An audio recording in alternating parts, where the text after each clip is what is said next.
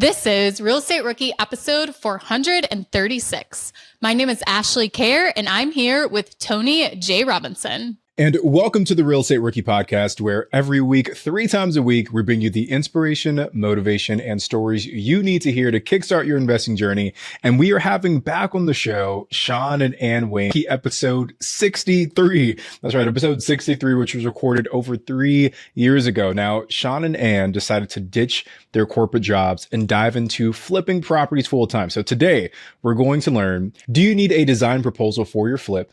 How to select the absolute best contractors, and the do's and don'ts of working with contractors that nobody talks about. So Sean, and welcome back to the Real Estate Rookie podcast. Hi, thanks. Thanks for having us, guys. So it's been 3 years since we last talked to you guys. You had done 12 deals at the time. What has happened since then? What does your portfolio look like now? Yeah, so we've probably done like 18 or 20 more flips. I was actually looking back at where we were episode 64, like in our investing journey. We didn't have any rental properties yet. So since then we've added 4 long-term rentals.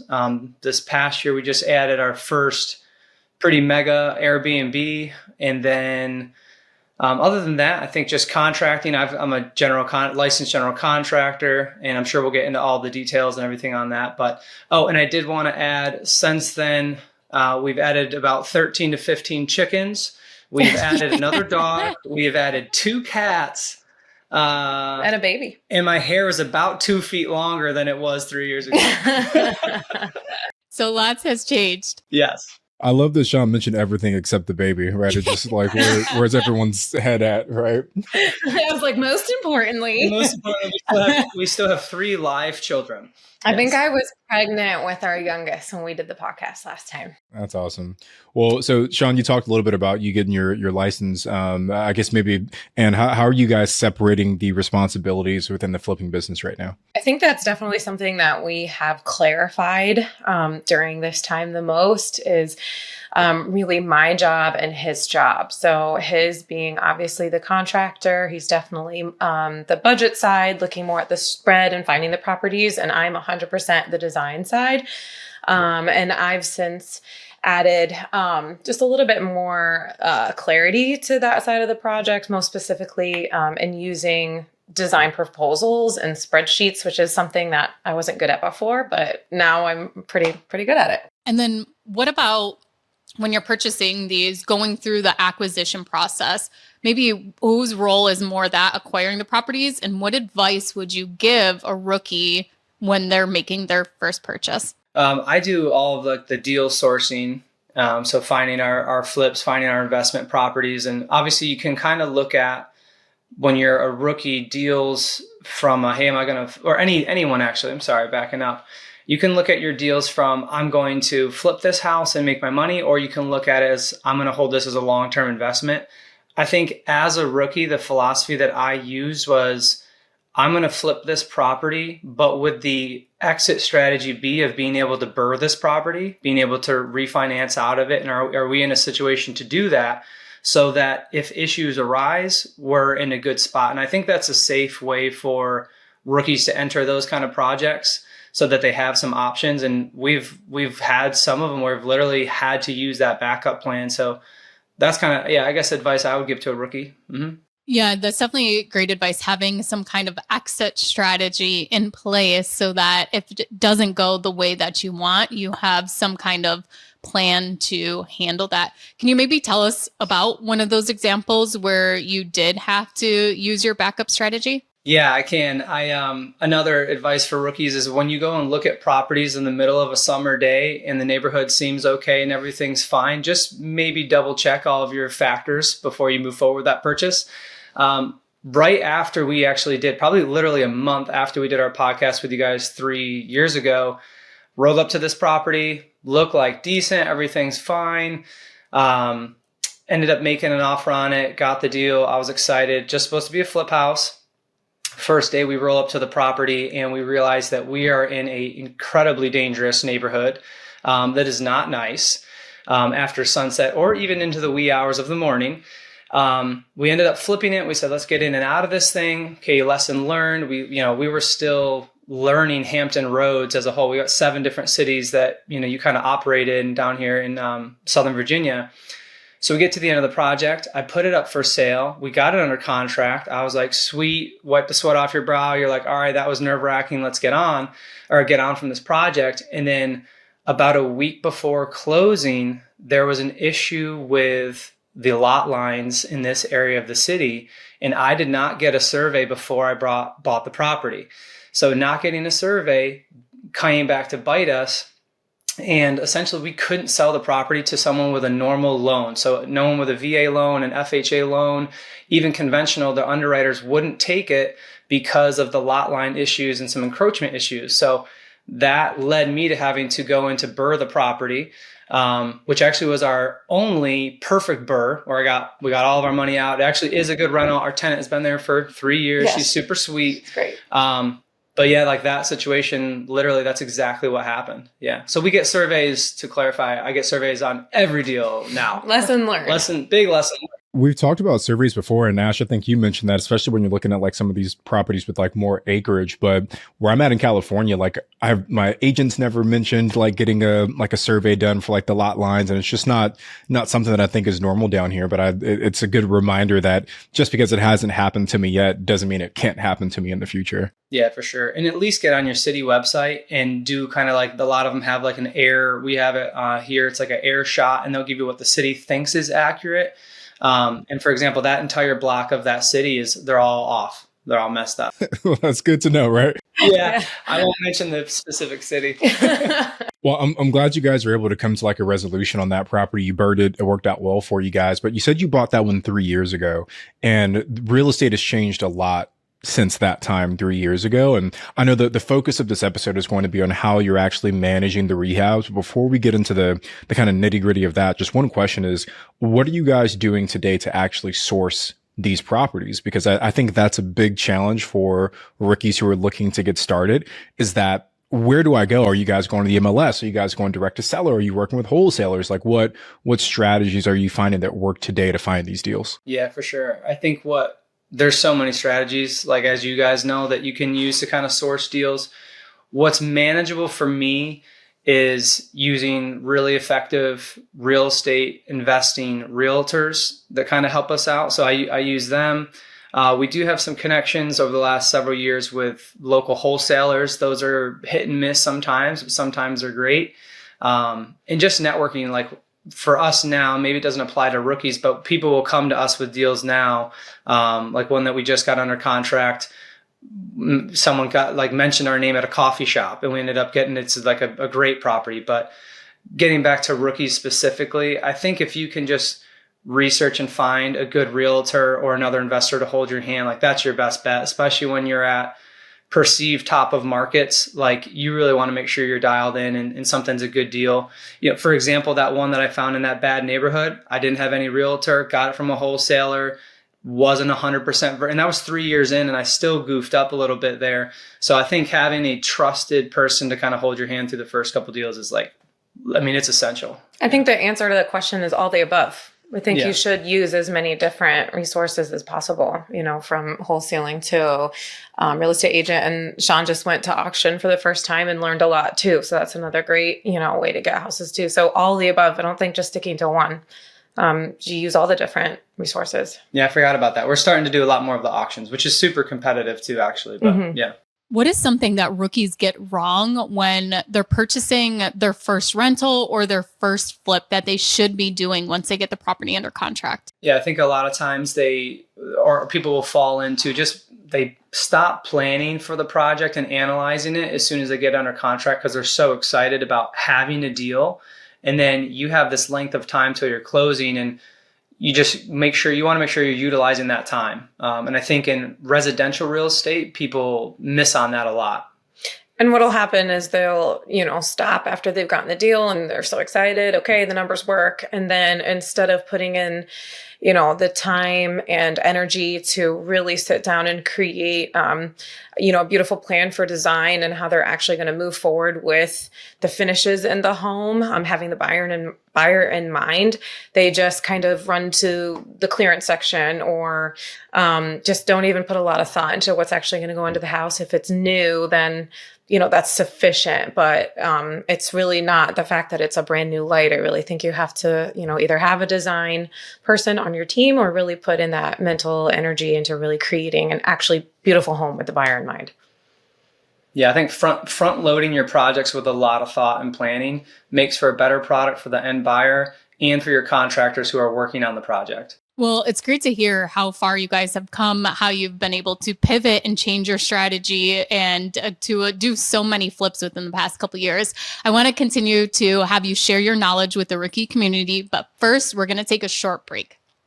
Okay, and we're back from our short break. I want to say thank you to everyone who takes the time to check out our show sponsors because just like you, they make this podcast happen. So, Sean, I'm curious about learning to work with the city. So as you mentioned, you had the survey issues. Were there other issues? And I think there were 7 different neighborhoods and cities you said that you have worked with. So give us some advice for a rookie that's listening as to what's the best way to be prepared and to approach working with a city. Yeah, absolutely. I think that there's a lot of misnomers when you're working with the city or city inspectors. I mean, you feel like if you're doing a project that like if they catch you, you're going to go to jail, like you're not going to go to jail.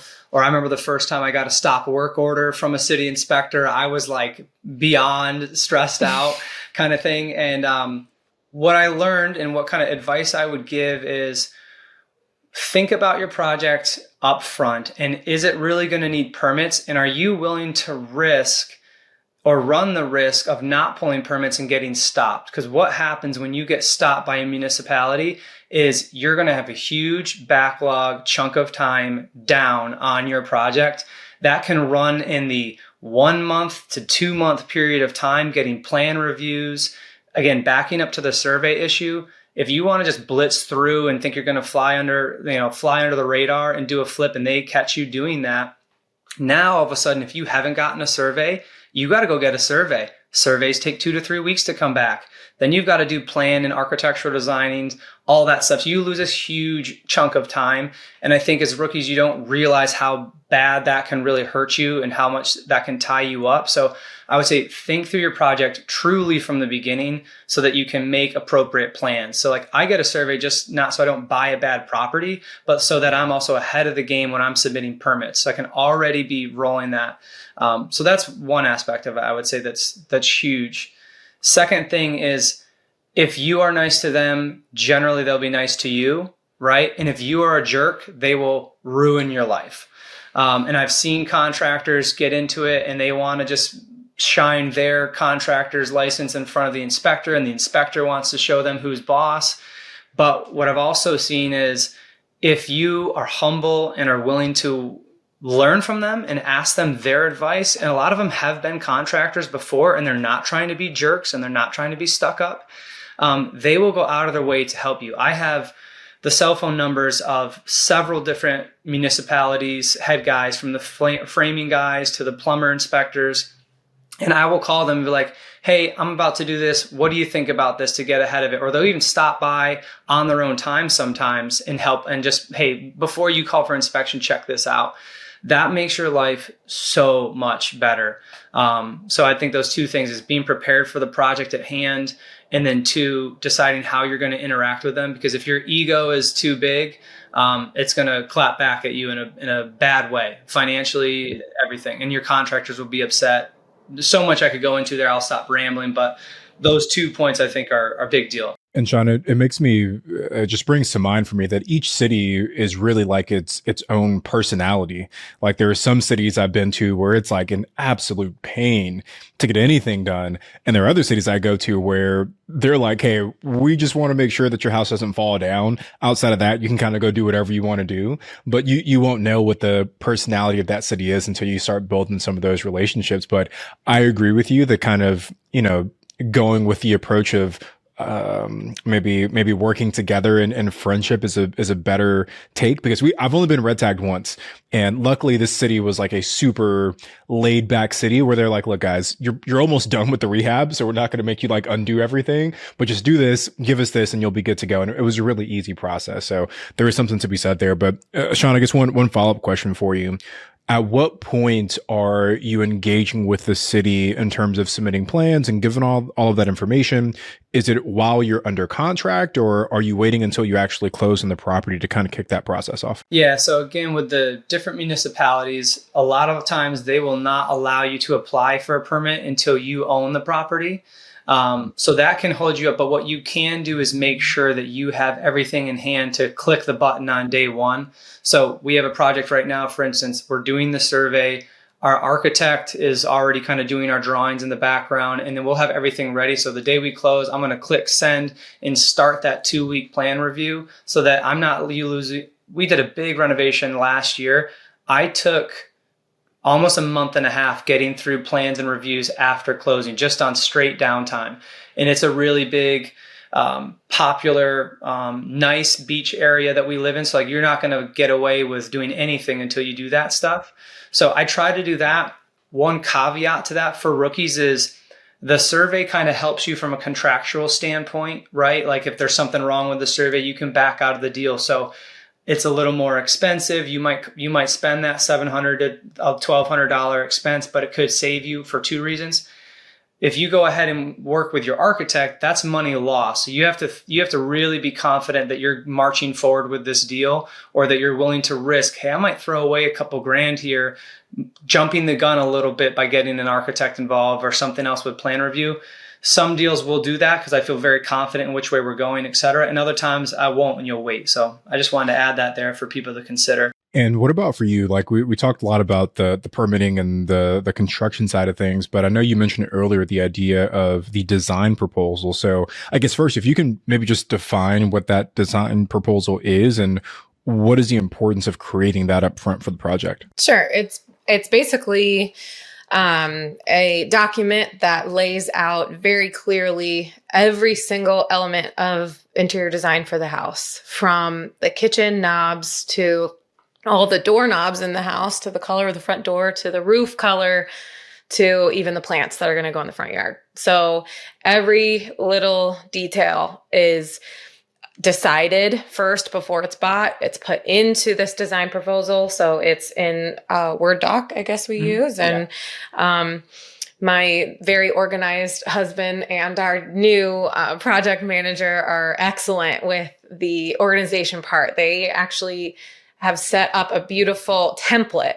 And so it's really easy for me to go in, and I put the links to things that we're going to buy, from the lighting to bathroom vanities, to tile in the bathroom floor or kitchen floor. And all I have to do is input it. And it comes with, I put in a picture in there as well. And it's great for two reasons. It's great because it helps to have a plan and sticking to that plan moving forward. But it's especially useful for when we're working with contractors, because we do share with our subs. So we do share with them the exact plan for our bathroom, the exact plan for the kitchen, and sometimes we print them out. We'll laminate it for them so they have it very clearly for a bathroom project or a kitchen project or whatever their job is. But that's definitely a huge area that we've grown in our business, and I think that that's changed so much for us. Yeah, and it all came from pain points, I would say, like being on projects, especially in the beginning when I was physically working on the projects, like calling in and be like, what about this? What about that? And we just didn't know how all the dominoes would fall. And on the contracting side, having that for all of the guys, and Kelly, our project manager, has helped us kind of even push this further here just in the last couple of months. But we started doing it for those reasons, because it brought so much more continuity from the paint guy to the tile guy, shows you what pattern goes where and what grout color goes where. And it's hugely helpful on the contracting side as well. When you guys are hiring out subs, so maybe if you hire a tile guy and it's, Sean, not you doing the work directly, how are you handling the materials? Are you asking them just for a labor quote? Are you asking them to quote the materials and telling them which materials they need to use from the design spec? We typically buy all the materials ourselves. I would say, because we've got all of our vendor relations at this point, or even just your own point systems and stuff that we want to kind of push our dollars into. So we do all that. Yeah, we handle all the materials and just do labor quotes from the guys. So right now I'm ordering bathroom tiles. I'm ordering laminate flooring. I'm ordering, the knobs from Amazon or wherever they're coming from. Like, I'm doing all of the ordering so that it's already there for the subs, and then materials plus design proposal equals hopefully smooth renovation. Yeah, smoother renovations. Yeah. Are you guys also doing like the rough material ordering? Like, are you guys getting like the drywall and all of those things that the contractors use, or are you just doing the finishes? Yeah, we do all the rough materials as well. So I'll usually handle, and our project manager will handle all of the building materials, from the framing lumber to the drywall to the insulation, all that stuff. Because one, we can work our relationships and usually get discounts. And two, it gives us the ability to get multiple quotes for the jobs, which is just a time consuming thing, which is its own rabbit hole, but I think doesn't get talked about enough. Everyone's like, yeah, get 3 quotes, get multiple quotes. It's like, most people don't take the time to do that because it takes a lot of time. And once you have trusted relationships, you don't have to do that anymore. But as a rookie, I do think it's a priority, and it kind of helps get you educated very fast to the, like, what materials cost, et cetera. But yeah, so we do both sides. I think it helps gain a little bit more control on our end in a good way in this area too, because a lot of times, a sub will, quote a project, and then by the end of it, oh, you know what, I actually needed more. And so it's more money, on your end that you didn't budget for, that you weren't expecting. But when we pay for it upfront and when we have those exact numbers to the taxes, it helps us to stay really on budget and to make sure that, you're going to go over, that's just part of the project, or hopefully you don't. But at least in that area, we know exactly how much the materials were. And returns, if I can talk about returns, which is one of my favorite. I have a few favorite days on the project. One of them is return day. I'm sure you guys are familiar with that yourselves, but just when you buy the materials yourself, you're just a lot more tied to that financially, and you know what that cost is. So when I walk by and I see some composite decking just laying around on the project that needs to be returned, I'm like, dude, that's $500 worth of materials. We're going to go return that. So I load up my truck and happily march in on the last week of the job, and just, you get thousands of dollars back, and you feel like you won. But when it's yeah. Or you're like me and Sarah, like I can't tell you how much like random material we have like in our garage right now from different projects that we've done that we just forgot to return, and it's like past that window. So I've got like a random box of flooring. I have like a 5-foot roller shade that doesn't fit any homes or any windows inside of my home that we forgot to return. But oh yeah, that's my garage. No, I was going to say, I do like the idea though of kind of controlling all the costs, because when we do a rehab, typically we'll order all the finishes, right? So we'll do the flooring, the windows, all the hardware, but we typically let our crews be the one to buy like the drywall, the plumbing, like the toilet, all that stuff, right? But I do like that idea. Ash, how are you doing it for your rehabs? Are you more like Sean and Ann, where you're kind of buying everything, or are you more like me, where you're just kind of controlling the finishes? Well, for any apartment rehabs, I guess they're kind of the same. Similar for an apartment rehab or for a flip, is we're giving the contractor my credit card. So most of the time for the apartments, that's just Daryl that does them, but we have a GC that we use for the flips. And so we give him my credit card, so I get the reward points, but also because I know exactly what the costs are of everything that's coming in, and it gives me a little bit more knowledge of what things cost. But also we know that there's no markup on materials, that's what we're getting. One thing that we do for apartments that we don't do for flips yet, but for the apartments, is using like the Home Depot or Lowe's bid it out with them, is sending them our whole shopping list of what we want. And then they go in and say, actually, instead of $5,000, it will be $3,000 or whatever, because they go and take the time. The customer service rep goes and bids it out other places and gives you the best price on it. So we have taken advantage of that with doing pricing ourselves for materials. But for the flips, we are just picking out our finishes, and then any other materials like the drywall, things, the party backer board, things like that, the contractor is in charge of picking those materials out of what they want to use. Big thing we do too is because picking up and delivering materials is something that I used to do. and it's a huge time suck. So to Ashley's point, like everything we do is either a delivery or contractor pickup, and I name the person. So I have some guys that work for me full time that have authorized credit cards as well. And then we always are doing like the Lowe's. If you hit $1,500, they'll give you a discount, or you hit Home Depot and it's $2,500 or $2,000. We're always looking at those. And if you give that to the contractor, unless you have a very good relationship with him, they are just moving. They're fast. They've got projects. And you're like, hey, we could have saved $150, $500 here if we'd taken a little more thought into these bulk materials and ran it through a Lowe's QSP or a Pro account to get those discounts. And I think for me, that's one of those reasons why I keep that kind of on our side of the street, so we can have a little more foresight. It's like, well, hey, we bought 10 toilets. We could have got, a bunch of money off, but we bought them one at a time. So we lost that chance there, Just like Tony, you were saying, you have the garage of materials. That is Gerald, where he will buy in bulk because you're saving $1 and then they'll sit in the Yeah. Yeah. I've got so much stuff in our garage.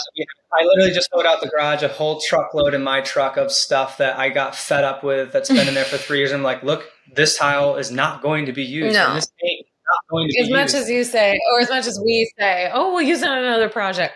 Rarely does it happen. So what I have pivoted to is I try to do like weekly returns, like every Friday, either the project manager, on-site guy, or myself, someone is doing a roundup of keeps your job site clean and gets your money back, and you don't miss return windows, because there's nothing worse than going back to the UPS store with a $300 light fixture and Amazon's like, the return window has closed, and you're like, Yeah.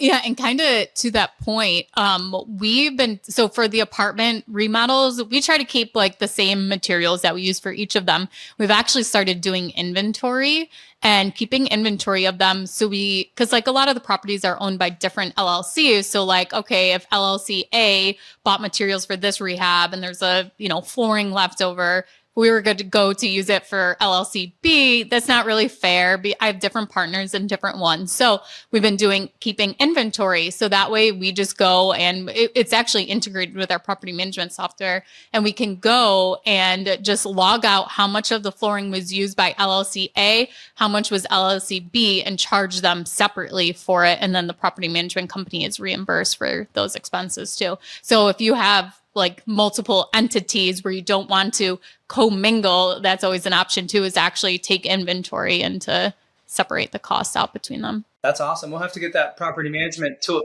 We'll have to get that tool from you. Yeah. So, and I guess, how do you decide what to actually put into these design proposals? That's a good question. I just decide. Honestly, I love design. I'm personally very passionate about it.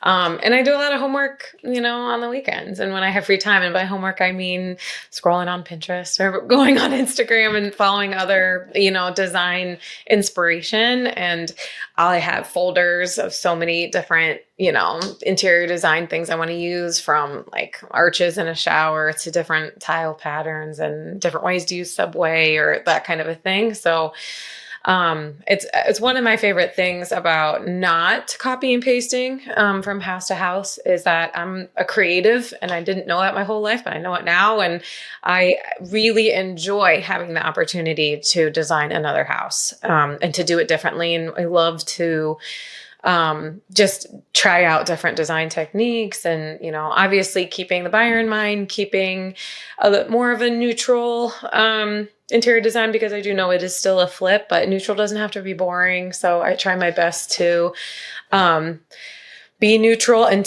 we talked about in the first podcast with y'all, 3 different design kind of risks. And that's usually a really safe place, for being able to try out new things, but also keeping it fairly neutral for almost anybody to love our houses. I would say that I'm probably the opposite of you. I want to be creative, but I'm not creative. I look at, this will be so fun to design. And then when it's time to actually put the design together, I don't even know where to start. So are you using any kind of software? Are you starting with one room of the house or one element, like you're going to start with flooring and then kind of build from there? What advice do you have for me? Yeah, absolutely. So, because we are, because we're flipping houses and we're not talking about new construction, we do have to work a lot with what the house already does have.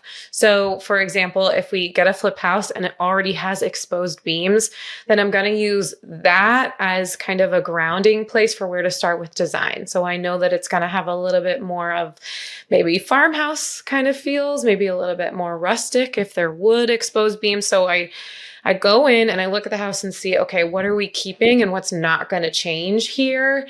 And then that's what the house naturally kind of tells me where it wants to go. Maybe there's exposed brick in one of our houses, and I'm just going to run with that. Okay, we're not going to tile over this brick. We're going to keep this brick and we're going to go with like a barn rustic kind of feel. Or is the house near water? Is it on the water? Is it a beach house? Okay, we're going to go with coastal themes. So I let the house kind of tell me basically what it wants to be. I don't try to force it to be something else. And I really do try to find one or two elements of the house that we're not going to change. Maybe it has good flooring in it. We're not going to take it out, but the flooring is gray. Then I'm going to go, I'm going to run with that kind of gray flooring and use cool tones to go with the cool gray flooring that we're not going to take out. I think Anne does a really good job of like pulling on the thread of what the house is and kind of like weaving it all together. It's very magical what she does. Same as you, Ashley. I'm like, I don't understand what kind of voodoo magic you just did, but now we have this beautiful house and it all makes sense. But I think she does a good job of like pulling on that string of what's there. But you also do this really good job of all of our houses, you can see us, if that makes sense. Like our brand is always throughout the house. Like I just wanted to touch on that because I was like, even if we do a beach house or if we do one in the city, like Anne has a great way of like tying it into our vibe, which I think is really cool. So just to your credit. Oh, thank you. Yeah. There you go. Hyping her up. I love to hear it, guys. Well, look, we touched on a lot. We got a few more things that I want to go over, but I think one of the most important things for Rookie to hear is just the mistakes that you guys have made along the way and what some of those lessons that you've learned that have turned you into a better investor. Because I would assume who you are today at, 20 plus flips in is different than who you were when we chatted back on episode 63. So we're going to get into that after a quick word from today's show sponsors.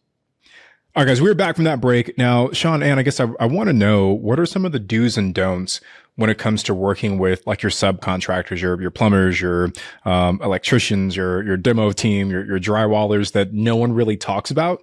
Like, what are some of those unwritten rules that help you find success in dealing with those subs? I've got a bunch of them, but I know one that Anne has that maybe you want to touch on for contractors in general is there's a lot of contractors telling you how things are supposed to be or how it is. And Anne is really grown in herself of being able to push back there. I think that's something that I love that when you talk about that, it makes a lot of sense. And it is real. I even do it to Anne as a contractor. I'll push back on her and be like, you can't do this. We don't want to do that. And then she was like, no. And then she'll push back. And then we're all sitting there like, all right, that was absolutely the best choice. But they can try and push you sometimes. I mean, this is going to speak to rookies that do like the design side of flipping. So you're not really going to have this problem if it's okay if you, feel that your path is to copy and paste. It's very efficient, especially if you know a design works. Stick with it. But if you're a little bit more like me and you want to kind of create more of a brand, more of like be creative, you're going to have this issue with contractors where I will give them a new design, maybe something they've never seen before. Maybe I'll give you an example with our Airbnb house that we have in Sandbridge Beach now.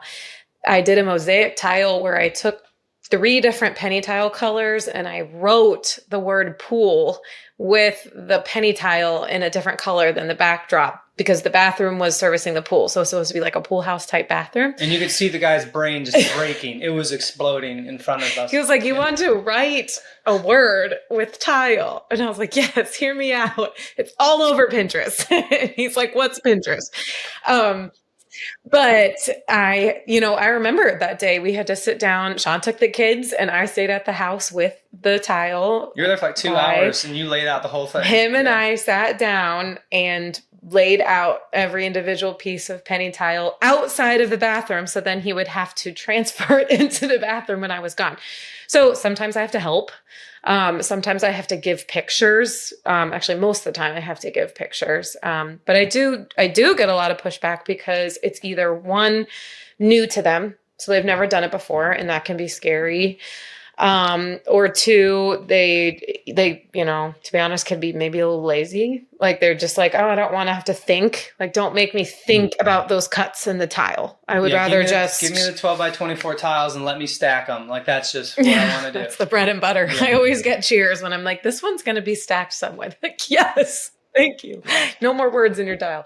But the product just, it comes out just unique and beautiful and it's fun. And I'm not the one laying the tile. So many, many, many thanks to our subs. They're where the magic actually comes to life. But thank you to all of the ones that listen to me and trust me. Because a lot of the times too, like Sean said, they'll either say, that's not going to work, and I'm like, okay, well, can we try and see? And if it doesn't work, we'll pivot. Like, I'm a big advocate in trying and failing because that's how you learn, because you never know. Maybe on the other side, you actually succeed and then you have something incredible. And I'm good with, things not working. I'm okay with us, pivoting and learning. And that's exactly, your question of all the different lessons we've learned. Failing is part of it. So for sure. And to caveat on, or to add on to that, the number one contractor that probably pushes back on her about that is definitely me. As she's talking, I'm like, who is really pushing back? And I was just like, no, that guy, he actually likes it. And they're like, oh, this is cool. I'm like, it's definitely me. Well, I'm glad you have that self-awareness, Sean. That's good, man. Yeah, well, it doesn't. He keeps me in check too. I mean, sometimes I'm like, hey, can we try this new tile? And he's like, how much is it? And I'm like, don't ask him. So sometimes he is like, we can't afford that tile on this project, but maybe in the next one. And he really does allow me that opportunity in the next one to do it. I was going to say something you said, Ann, that kind of stuck out to me. You said sometimes the contractors are just lazy and they don't want to take that or do that extra work to get that design that really pops. So what are you guys doing to find those subs who you can trust in, who you believe will work hard? And maybe let me even frame the question a different way. Say I pick the two of you up and I dropped you in a city that you've never been to before. You have no connections. You have no experience in that market, and you're looking to find subs for the first time. What are you doing, and where are you going to find those people? First things first, a new TV show. How fun, right? Grant Cardone already did this. Oh, yes. That's right. How fun. I think, so trying to get into that frame of mind for that question, I'd say the number one thing that I look for in contractors, I guess you're talking about how to find them and then how do you vet them. I guess if you don't mind me going backwards with that, how I usually vet them, like number one thing for us is your communication and your organization. Like, we do not have time for contractors that don't show up when they say they're going to show up, that do not take care of their own stuff, don't clean up their own messes, and are also like taking shortcuts. So those get evident. Most of those come up after you've already hired them, right? You're like, wait a minute, we had a deal, you didn't show up, you're not actually a very cleanly person, you're not very organized. But what are the telltales up front? For me, it is 100% their communication style.